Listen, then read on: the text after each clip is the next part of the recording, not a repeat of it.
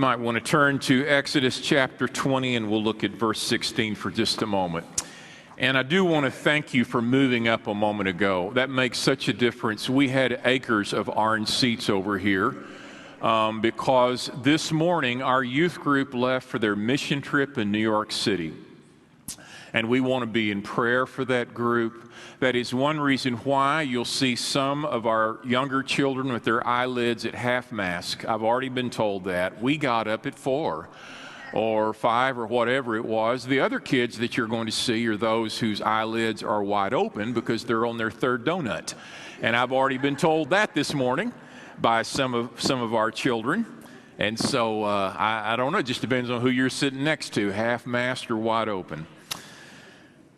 We are walking through parts of the Ten Commandments, and we're doing this not because I think you don't know them. I think you know them. In fact, we could probably, you've got these memorized, and you could just kind of reel those off.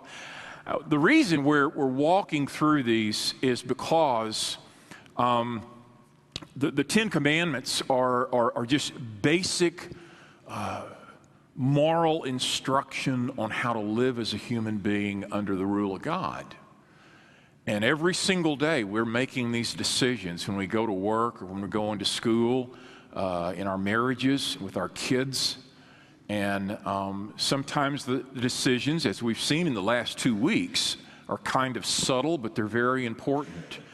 And so we're talking about this not because I don't think you know the Ten Commandments. We're talking about this because we got to get really serious about living these out under the grace of God before our kids and in our neighbors, among our neighbors.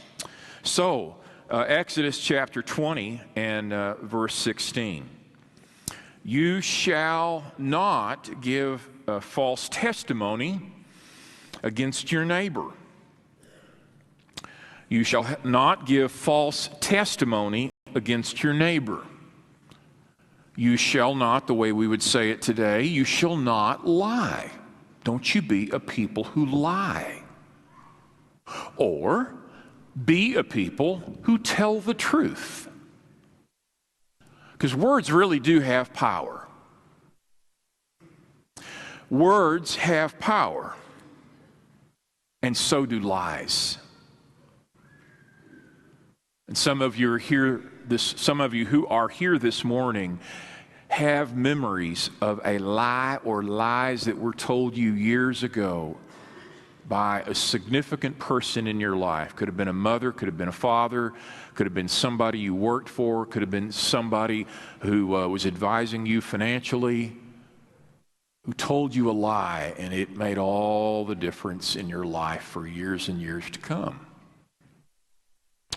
Words have power, and so do lies. Bernie Madoff, Mark McGuire, John Edwards, these people made a name for themselves, not just in business and baseball and politics, but each one of them cheated, and then they lied about that. They not only cheated, but then they lied. And we'll see how complicated some of this gets in just a minute.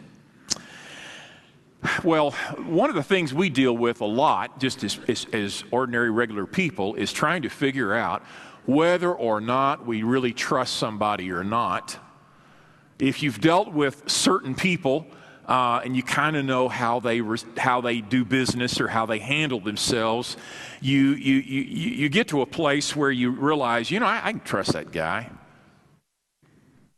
Or you get to a place where you are thinking, hold on to your wallet and don't do anything because you cannot trust a word this person says. We'd like to think we could spot cheaters and liars, and some of us have spotted them before. You've been around a cheater or a liar, and you thought, I knew all along he was a rascal. That's great if you saw that in advance, hopefully in advance. Others of us have been just completely stunned and baffled by what we saw and experienced. So, for just a few minutes, I want us to talk about this 10th commandment, the commandment that invites us to be a truth-telling people, to avoid false testimony, to avoid lying. And I love the way the commandment expresses it, because lying is not just out there abstract by itself, but lying is against a human being. Turn to the back of your order of worship. This might be helpful. I think one of the questions to ask is, do we desire to have solid character? Do we really desire to have solid character? Now, this goes way beyond kind of the way we talk in 2013 about having a good heart. Everybody's got a good heart, okay? If you listen to, it doesn't matter if it's a celebrity or the sports figure, it doesn't matter if it's somebody at work that's never darkened the door of a church or whatever. Oh, you know I've got a good heart. Well, we're going beyond that language to a desire. And one of the questions I might need to ask myself is, do I really desire to have a solid character? Do I desire that? Let's build a little bit of a foundation. We're going to do this just for a couple of moments. We serve a God who is trustworthy. That is, you can count on God in terms of what He does and what He says. He's rock solid. He is trustworthy. And therefore, anybody who follows God or obeys God or becomes a child of God is called to become trustworthy, honorable, honest, rock solid in character. Another way of putting it, when we become Christians, we become friends of God. Friends of God. We are a community of believers. We're a congregation here at Crestview. There are many other congregations all over the world. We're a congregation. We go by this name. In fact, we've got a sign. It says Crestview Church of Christ. One of the challenges for all of us is to treat one another as friends. And friends do not lie to one another, not real friends. And so one of the ways we model before our community what a relationship could be is that we declare that in this congregation we will be truth-telling people. We will not lie to one another. And that's real important as we think about what it means to be a community of friends. When we're baptized into Christ, we become a part of this community of friends. And all of us are called to live in imitation of our Father, who is rock solid. All right. Turn to the book of Proverbs for a moment, if you would. We're going to consider God's wisdom regarding our words. We get those Whitman samplers most Christmases. When our girls moved away, they grew up, became adults. They came home. I didn't have one. I didn't know that the rules for the growing up years were the same after they come home as adults. They said, "Dad, where's the Whitman sampler?" We always had that every year, and I had to go get one, and I've learned now. We keep that. That's good, okay. I like those Whitman samplers. There's one kind of candy, and you just kind of know that somewhere in the bowels of chocolate, wherever that exists, wherever all the chocolate, somewhere there's a lot of the good stuff. But in the sampler, you get one or two. Well, we're going to look in Proverbs at a sampler. One or two.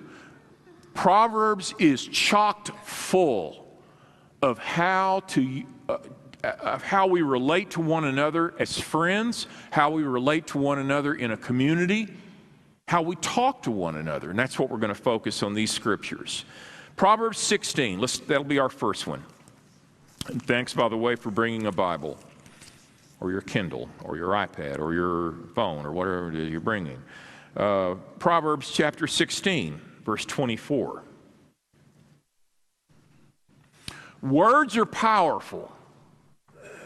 And so there's very specific instruction about how to use your words. Has anybody, have you ever said this? I'd like to ask you to raise your hand. I'm about to raise mine. Have you ever said this? Well, I opened my big mouth again. Oh, there was some quick, oh, very good, y'all. Now, you didn't see this in the back because when I first asked for hands, it always goes up like this first. So they really did have them up, though. Have you ever said this? You ever thought this? I wish a certain person knew how her words or his words impacted people. Yeah. And then maybe this has happened before. Y'all ever been in a conversation with maybe your spouse, and you started that conversation and you kind of knew as you were moving along that you were headed in the wrong direction. But you've got a certain amount of bullheadedness, that's French for pride, a certain amount of bullheadedness, and so you kept talking even though you knew there was going to be a train wreck somewhere in there. You ever kind of done that? There's not a hand that went up. I'm not surprised. Thank you. There's two hands that went up. One for you, one for Bill. Okay, or two. I've done that same thing. Here's one I don't think you've ever done. None of you have done something as ridiculous as this. I have actually been in a conversation, okay, maybe it was kind of a fuss or argument with Charlotte. She's in the nursery. And I've actually been in an argument, and I had this horrible feeling midway through the argument. Uh-oh, I'm wrong. And then kept arguing for the very thing I knew I was wrong about, but I had already committed too much at that point. Is that not immature? It's okay to nod. It really is immature. Now, fortunately, the Proverbs give you great instruction on how to speak. And guys, unless we're reading things like the Proverbs, you find yourself making these same goofy blunders again and again. Let's read one. Well, we'll read several, actually. Proverbs 16 and verse 23. Now, I've underlined these in yellow in my Bible. Do what you like, but I'm just telling you, I think these are pretty important. The hearts of the wise make their mouths prudent. Do you see that? The hearts of the wise make their mouths prudent, and their lips promote instruction. People who are wise allow that wisdom to impact what they say. Don't you tell me, that's just the way I am. I'm sorry. If you are under the Spirit of God in your life and not living out of your flesh, that doesn't wash. That may be just the way you are, but that's not in the will of God. And so we listen to Scripture looking for instruction. The hearts of the wise make their mouths prudent, and their lips promote instruction. There's a great contradiction between somebody who perceives himself as being a very wise man, and yet he continues to insult people and just act like a yahoo, the way he talks to people. I'm sorry, but that's not wisdom. Now, look at the next verse.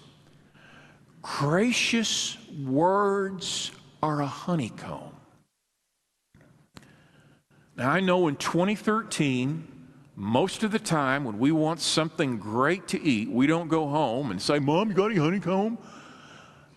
Gracious words are like ice cream. Gracious words are like chocolate. Gracious words are sweet to the soul and healing to the bones. Has somebody said something to you that was so gracious and you kept rehearsing it in your head, what she or he said? I got a note from a close friend the other day. It was one of the most gracious notes. I read that note 5 times in one day. Wow, it was just such, and some of it is because of the relationship with that person. Gracious words are sweet. Now that's something I might want to be thinking about. Chapter 21.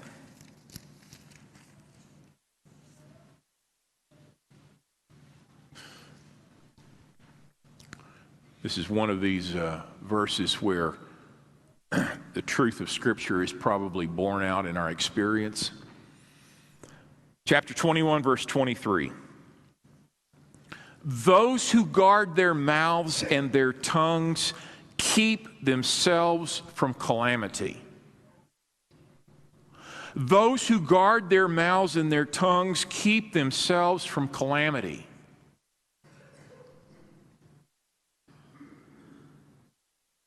Those who think about what they say before they say it keep from hurting themselves. If you don't want to get into a solid evening of an argument with your spouse, I learned this too late, you might want to think about what's coming out of your own mouth. Dawned on me one day when we'd been married about 10 years, I am creating messes for myself by what I say. Those who guard their mouths and their tongues keep themselves from calamity. Now that's true also in terms of truth-telling or lying. I might want to think about what I'm tempted to say before it comes out. Now, those are just 2 sections here, but the Proverbs say a whole lot about the potential and the power of how we speak. The Proverbs also give us warnings. Let's look at one of these, chapter 26, verse 20. Chapter 26 and verse 20.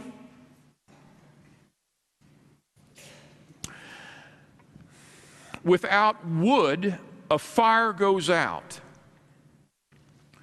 Without a gossip, a quarrel dies down.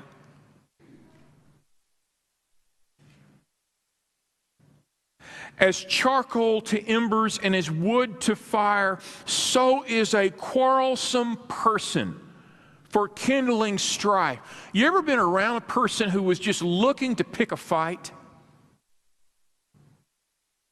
Maybe he's a hothead, or maybe she's just kind of all wound up so tight and you say the wrong thing and just springs that. Man, a quarrelsome person, you're going to get into a mess there. And finally, this is the last verse in Proverbs, chapter 12, verse 17. And this gets us back to truthfulness and lying.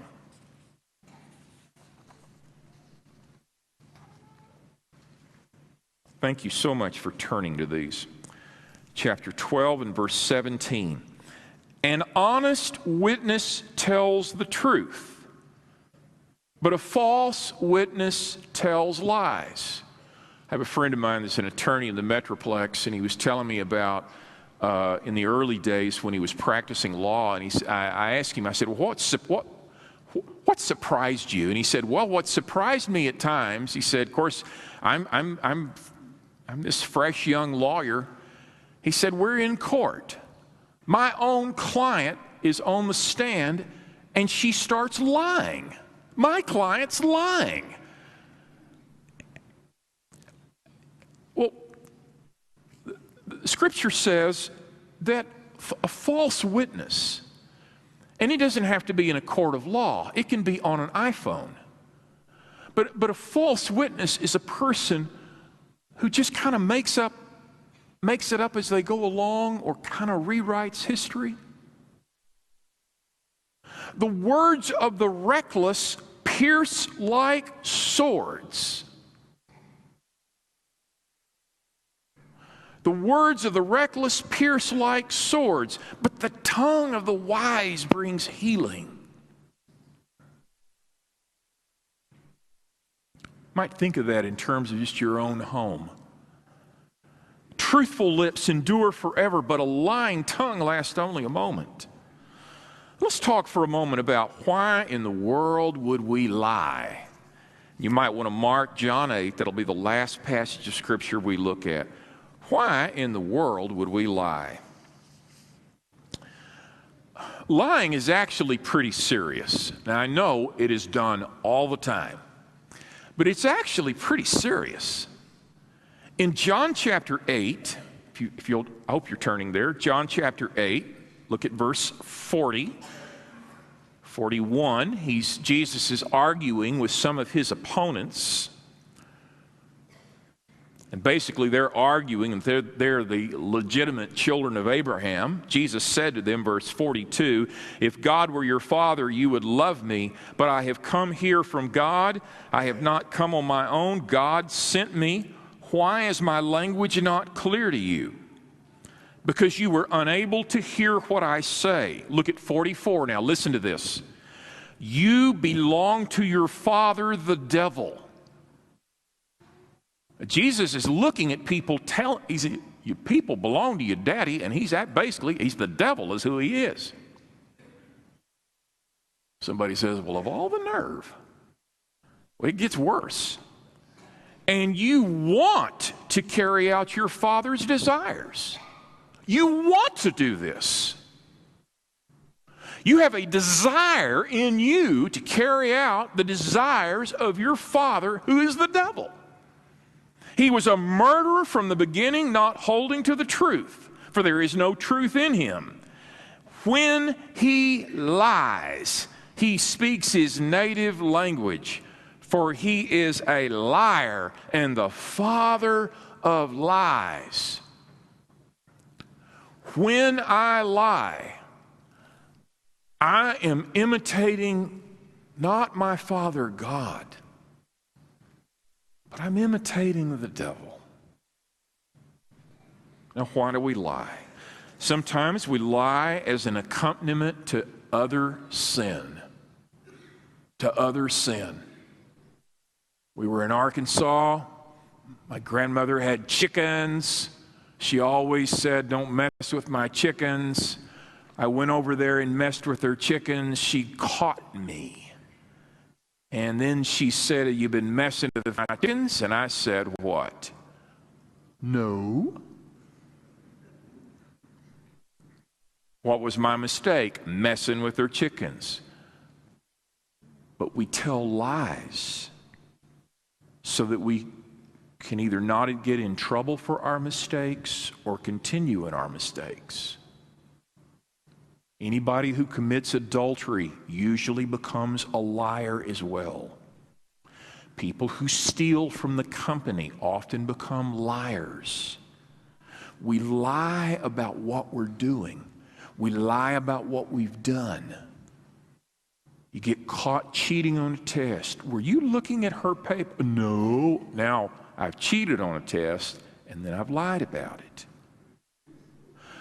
Very often, lying accompanies our other sins. Number two, sometimes we lie by deceiving our neighbors. By deceiving our neighbors. Now, get this. Lying is not just telling something that's not true. We're all going to say things that are not true. Tomorrow night, the ball game starts at 7. Okay? Later on, I found out it starts at 8. And what some people say is, "Whoops, I lied." No, you didn't lie. You were mistaken. You thought it was at 7. It was at 8. That's not a lie. A lie is a deliberate attempt to deceive or withhold information. Sometimes we lie by deceiving our neighbors. My neighbors may be my literal neighbors in the neighborhood. It may be my friend. It may be a coworker. Can't come in today, I'm sick. Really? Well, you know, everybody does that. Well, I might want to just think about what just came out of my mouth. Because I have left the impression with certain people that my health is not good today. The phone is ringing again. Would you answer that thing and tell them I'm not here? And so the 10-year-old goes to the phone and says, Mother says she's not here. And boy, now we're learning. Well, we're also learning. Now, you shouldn't lie. Yeah, but, there are times when you've got to kind of fudge, or however we rationalize that. You see what I'm saying? It's a deliberate attempt to deceive. Number 3, sometimes we lie by being a false witness. I say something about a product, maybe something I'm trying to sell, maybe it's a car I'm trying to sell. I just say something about a product, and it's just flat false, but I'm trying to unload that thing on you. Sometimes we lie by deliberately leaving a false impression. Now, this is on your order of worship, because I'd like for us to remember this. We lie when we seek an advantage over others through our deception. Guys, I want to tell you, we're going to have to decide whether or not we're going to trust God in this life. Charlotte helped me with this a couple of weeks ago. We were talking about this issue, and she brought up this point that very often we're just not sure God's going to come through, and so we've got to take over. Well, by George, I'm not losing any money off this deal.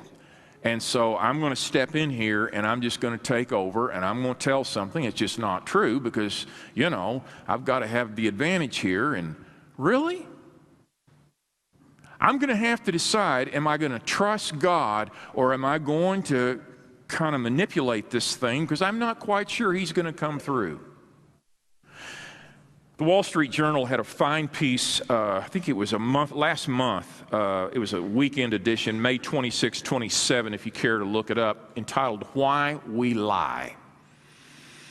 And the author mentions several factors that are often present that make it easier for us to lie. I want to mention a couple of these. One factor is the ability to rationalize. The ability to rationalize. If I'm a person who finds it very difficult to say I was wrong or I made a mistake to my family, but instead I'm always,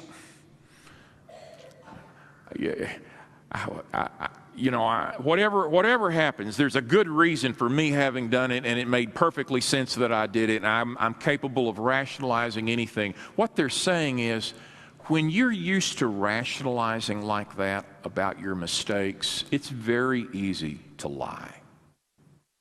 Here's a second factor. When you're involved with previous immoral acts, you're a college student, you've already cheated on a test, or you have already manipulated somebody at work. And so now it's just a whole lot easier to lie if you're lying, if your temptation is following a series of deceptions already. Here's another one. It's a lot easier to lie when we find ourselves watching others who behave dishonestly. And I think for those of us who are adults, and for those who are younger, by the way, you get cast in the younger crowd if you're over here this morning.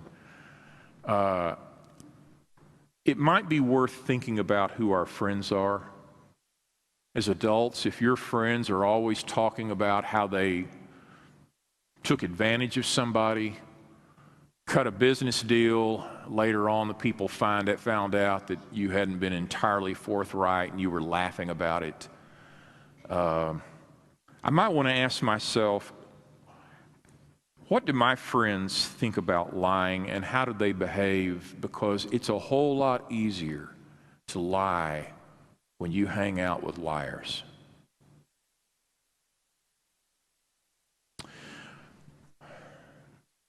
Dave Ramsey, some of you know him, Financial Peace University. I think he is on the radio all over the world. I don't know. Every flip through stations, that voice comes through. Dave Ramsey owns a company. I think they employ right at 400 now. I heard him say the other day, he said, one of the stipulations for working with our company is that you must understand coming into this company that if you have an affair, it is grounds for immediate dismissal. And this is what he said. He said, I figure if your wife can't trust you, why should I trust you with my business? If your husband can't trust you, why should I trust you with my business? And so what I'm getting at is I might want to think about, what am I communicating to the people around me in terms of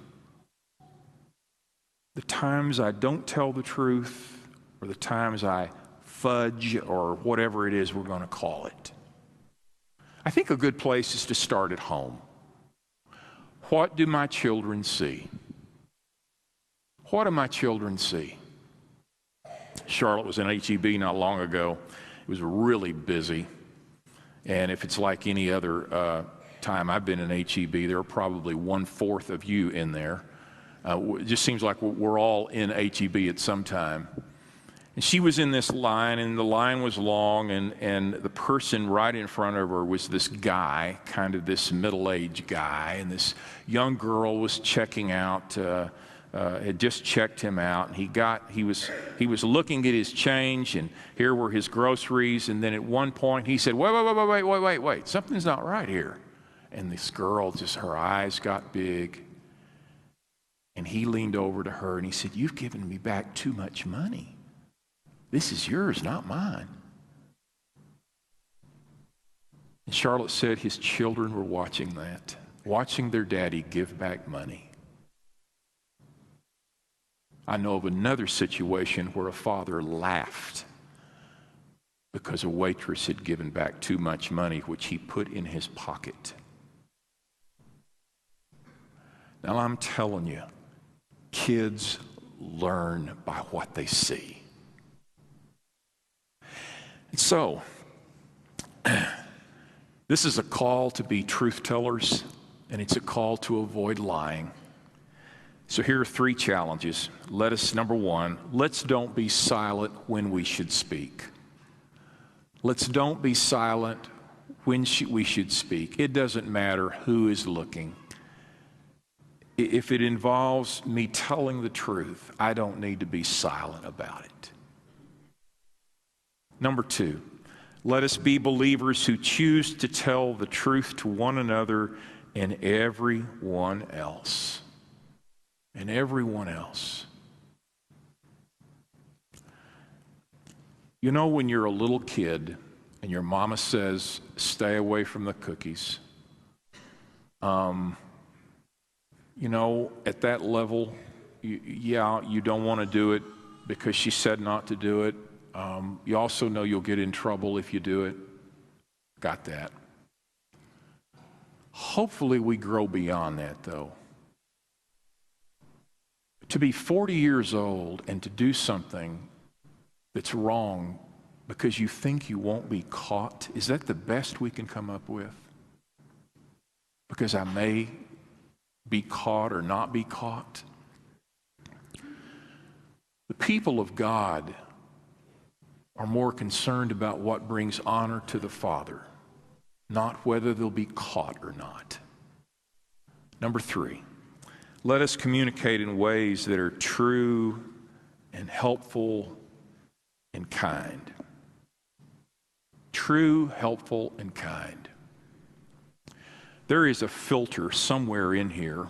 I don't know exactly where it's placed, but I just know that It's kind of within these ears here. There's a filter somewhere. And kind of what happens, I think, every day is we have these thoughts, and these thoughts just occur like that. And then we've got this mouth, and thoughts somehow, I don't understand how this works. Thoughts kind of turn into these words and they come out. The filter in you, especially if it's a filter that is governed by the Spirit of God, ought to really make a difference in what comes out and how it comes out. Guys, everybody hear this. There is nothing spiritual about just giving people a piece of your mind. Any fool can do that. Anybody can have a thought and anybody can do that. There's nothing spiritual about having a thought and saying it. Being a truth teller is not walking around going, well, that's an ugly dress. You need a haircut. Good grief, I hope you take a shower when you get home. There's nothing noble about that. That filter within you, where what comes out ought to be truthful and it ought to be gracious. And sometimes it shouldn't come out, right? Don't you have thoughts sometimes? It just doesn't need to come out. I do. Just needs to stay right there. Maybe it'll go away. Okay. Would you be thinking about how this applies this week, like to your marriage, to work tomorrow, relationship with kids, all right? And we're going to sing. If you want to pray with the elders, some will be at the back and the front. This would be a great time to bring, just go to them and share with them whatever need. They'll pray with you during this song. But I really want to encourage us to think about the kind of people we're becoming, okay? Well, let's stand and sing.